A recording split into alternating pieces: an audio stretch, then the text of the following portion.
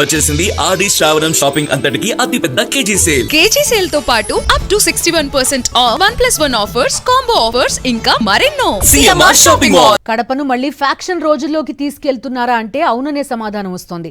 Faction ముద్రపడి ఎటువంటి పరిశ్రమలు రాక, యువతకు ఉపాధి లేక కరవుతో అల్లాడిన నేలను ఆనాడు దివంగత నేత డాక్టర్ వైఎస్ఆర్ ఫ్యాక్షన్ ని రూపుమాపి పరిశ్రమలకు రెడ్ కార్పెట్ వేశారు. వైఎస్ఆర్ బాటలో ఆయన తనయుడు సొంతంగా భారతీ సిమెంట్స్ పెట్టడంతో పాటు ముఖ్యమంత్రిగా డిక్సన్, సెంచురీ, జిందాల్, దాల్మియా వంటి అనేక సంస్థలు రావడానికి బాటలు వేశారు. ఇప్పుడిప్పుడే ఫ్యాక్షన్ ముద్రపోయి పారిశ్రామికవేత్తలు కడప బాట పడుతుంటే కూటమి నేతల గూండాగిరి, ఫ్యాక్షన్ పోకడలతో మళ్లీ పాత రోజుల్లోకి తీసుకెళ్తున్నారు. తరతరాలుగా వస్తున్న ఫ్యాక్షన్ కారణంగా రాయలసీమ, అందులో ముఖ్యంగా కడపకు ఎక్కడా లేని అపకీర్తి వచ్చింది. ఆ పోకడల కారణంగా కడపలో పరిశ్రమలు పెట్టడానికి సైతం పారిశ్రామికవేత్తలు వెనకడుగు వేసిన దుస్థితి కళ్ల ముందే కనిపించింది. వైఎస్ రాజశేఖర రెడ్డి ముఖ్యమంత్రి అయిన తర్వాత పల్లెల్లో ఫ్యాక్షన్ను రూపుమాపి అభివృద్ధి దిశగా తీసుకువెళ్లారు.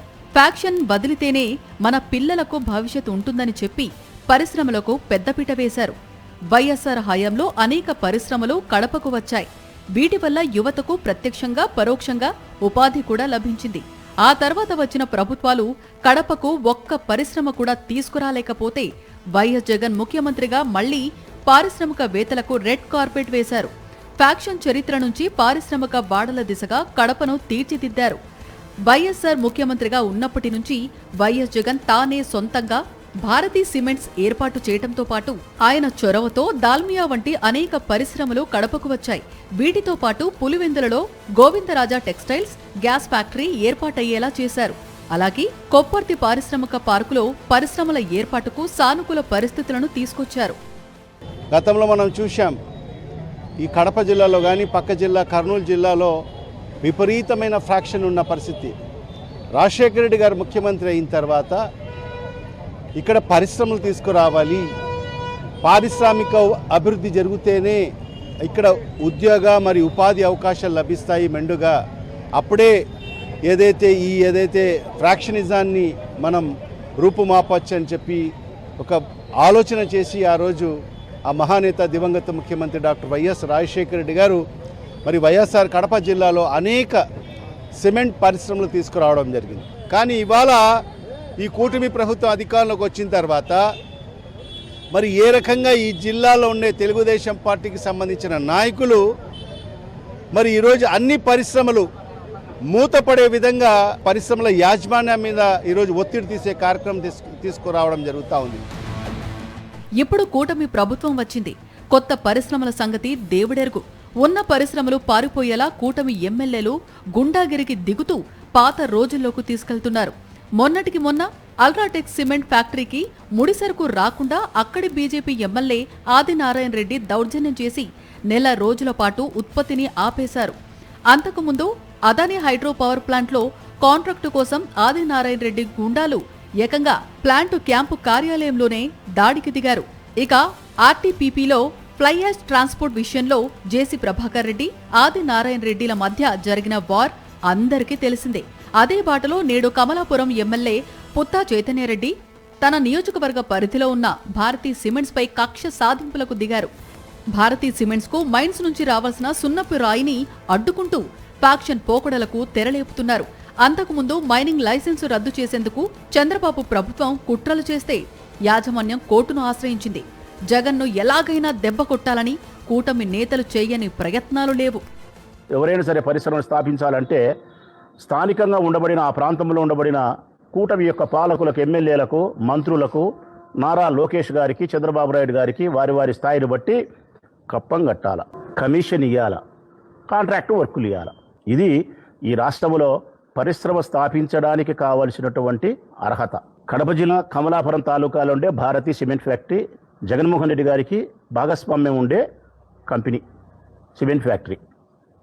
ఇప్పుడు ఈ ఫ్యాక్టరీని మూత వేయించాలని చెప్పి చంద్రబాబు నాయుడు గారు, నారా లోకేష్ గారు ఆలోచన విధానం. భారతీ సిమెంట్ ఫ్యాక్టరీకి సంబంధించి ఆ మైనింగ్ నుండి క్రషర్కి పోయే సున్నపురాయిని 2-3 రోజులైంది పోనీకుండా ఆపుతున్నారు.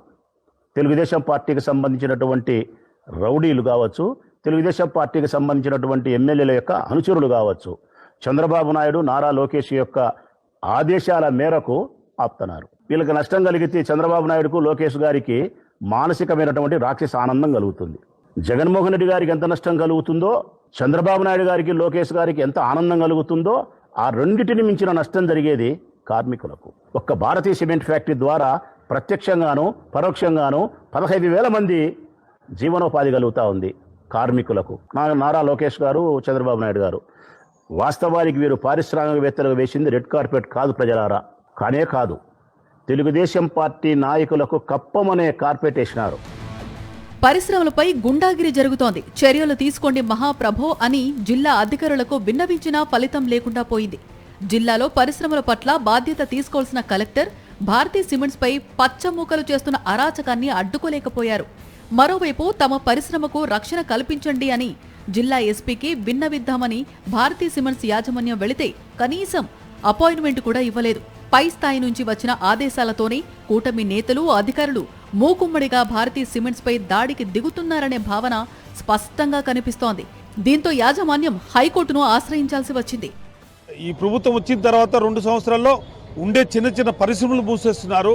ఉండే పెద్ద పెద్ద పరిశ్రమలు కూడా వాళ్ళ సొంత లాభాల కోసం, వాళ్ళ ఆర్జల కోసం, వాళ్ళ మామూళ్ళ కోసం ఈరోజు మూతపడే పరిస్థితులు ఉన్నాయి. ఇదే విధంగా పరిశ్రమలు మూతపడితే రేపు రాబోయే రోజుల్లో జగన్మోహన్ రెడ్డి గారు ఆయనే సొంతగా ధర్నా దిగే పరిస్థితులు వస్తాయని కూడా నేను తెలియజేసుకుంటున్నాను. పరిశ్రమలకు రెడ్ కార్పెట్ వేసి సురక్షితమైన వాతావరణం కల్పించాల్సిన ప్రభుత్వమే నేరుగా కక్ష సాధింపులకు దిగటంతో కడప జిల్లాలో మళ్లీ పరిస్థితులు మొదటికి వచ్చాయనే సందేహం కలుగుతోంది. ముఖ్యంగా జమ్మలమడుగు, కమలాపురం నియోజకవర్గాల్లో ఎక్కువగా సిమెంట్ పరిశ్రమలు కేంద్రీకృతమైతే అక్కడి కూటమి ఎమ్మెల్యేలు ఆ పరిశ్రమలపై ఉక్కుపాదం మోపుతున్నారు. మరిన్ని అప్డేట్స్ కోసం ఛానల్ ను సబ్స్క్రైబ్ చేయండి. నోటిఫికేషన్స్ కోసం బెల్ ఐకాన్ పై క్లిక్ చేయండి.